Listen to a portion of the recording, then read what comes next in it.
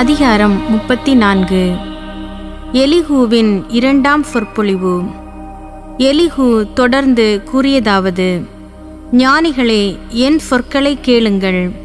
அறிஞர்களே, எனக்கு செவி கொடுங்கள். நாக்கு உணவை சுவைத்து உணர்வது போல காது சொற்களை பகுத்துணர்கின்றது. நேர்மை எதுவோ அதை நமக்கு நாமே தேர்ந்து கொள்வோம்.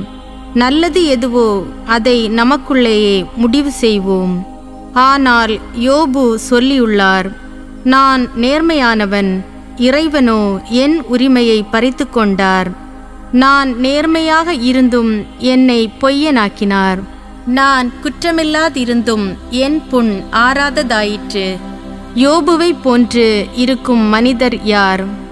நீரை குடிப்பது போல் அவர் இறைவனை இகழ்கின்றார். தீங்கு செய்வாரோடு அவர் தோழமை கொள்கின்றார். கொடியவருடன் அவர் கூடி பழகுகின்றார். ஏனெனில் கடவுளுக்கு இனியவராய் நடப்பதனால் எந்த மனிதருக்கும் எப்பயனுமில்லை என்று அவர் சொல்லியுள்ளார். ஆகையால் அறிந்துணரும் உள்ளம் உடையவர்களே, செவி கொடுங்கள். தீங்கிழைப்பது இறைவனுக்கும் தவறு செய்வது எல்லாம் வல்லவருக்கும் தொலைவாய் இருப்பதாக. ஏனெனில் மனிதரின் செயலுக்கேற்ப அவர் கைமாறு செய்கின்றார். அவர்களது நடத்தைக்கேற்ப எல்லாம் நிகழ செய்கின்றார். உண்மையாகவே கொடுமையை இறைவன் செய்ய மாட்டார். நீதியை எல்லாம் வல்லவர் புரட்டமாட்டார். பூ உலகை அவர் பொறுப்பில் விட்டவர் யார்? உலகனைத்தையும் அவரிடம் ஒப்படைத்தவர் யார்? தம் ஆவியை அவர் தம்மிடமே எடுத்துக்கொள்வதாயிருந்தால், தம் உயிர் மூச்சை அவர் மீண்டும் பெற்றுக்கொள்வதாயிருந்தால், ஊனுடம்பு எல்லாம் ஒருங்கே ஒழியும். மனிதர் மீண்டும் மண்ணுக்கே திரும்புவர். உமக்கு அறிவிருந்தால் இதை கேளும். என் சொற்களின் ஒலிக்கு செவி கொடும். உண்மையில் நீதியை வெறுப்பவரால் ஆட்சி செய்ய இயலுமா? வாய்மையும் வல்லமையும் உடையவரை நீர் பழிப்பீரோ? அவர் வேந்தனை நோக்கி வீணன் என்றும் கோமகனை பார்த்து கொடியோன் என்றும் கூறுவார். அவர் ஆளுநரை ஒருதலை சார்பாய் நடத்த மாட்டார். ஏழையரை விட செல்வரை உயர்வாய் கருதவும் மாட்டார். ஏனெனில் அவர்கள் அனைவரும் அவர் கை வேலைப்பாடுகளே. நொடி பொழுதில் அன்னார் மடிவர். நள்ளிரவில் நடுக்கமுற்று அழிவர். ஆற்றல் மிக்காரும் மனித உதவியின்றி அகற்றப்படுவர். ஏனெனில் அவரின் விழிகள் மனிதரின் வழிகள் மேல் உள்ளன. அவர்களின் அடிச்சுவடுகள் அனைத்தையும் அவர் காண்கிறார்.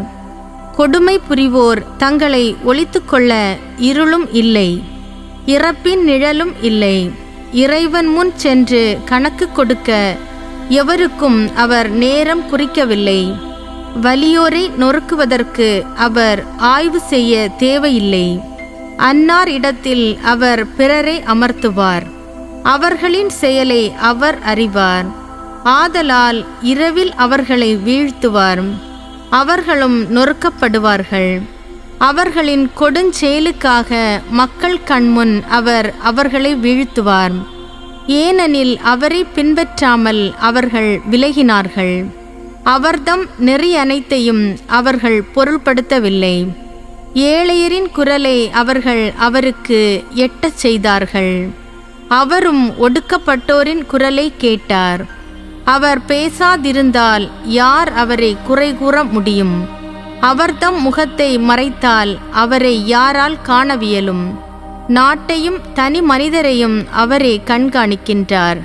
எனவே இறைப்பற்றில்லாதோரோ மக்களை துன்புறுத்துவோரோ ஆளக்கூடாது. எவரேனும் இறைவனிடம் நான் தண்டனை பெற்றுக்கொண்டேன், இனி நான் தவறு செய்ய மாட்டேன், தெரியாமல் செய்ததை எனக்கு தெளிவாக்கும், தீங்கு செய்திருந்தாலும் இனி அதை நான் செய்யேன் என்று கேட்பதுண்டா? நீர் தவற்றை உணர மறக்கும் போது கடவுள் கருத்துக்கேற்ப கைமாறு வழங்க வேண்டுமா? நீரே இதை தீர்மானிப்பீர், நான் அல்லன். ஆகையால் உமக்கு தெரிந்ததை கூறும், புரிந்து கொள்ளும். திறன் உடையோரும் எனக்கு செவிசாய் போரில் ஞானம் உள்ளோரும் இவ்வாறு சொல்வர். யோபு புரியாமல் பேசுகின்றார். அவர் சொற்களும் ஞானமற்றவை. யோபு இறுதி வரை சோதிக்கப்படட்டும், ஏனெனில் அவரின் மொழிகள் தீயோருடையவை போல் உள்ளன. யோபு தாம் பாவம் செய்ததோடு கிளர்ச்சியும் செய்கின்றார். ஏளனமாய் நம்மிடையே அவர் கை தட்டுகின்றார். இறைவனுக்கு எதிராக வார்த்தைகளை கொட்டுகின்றார்.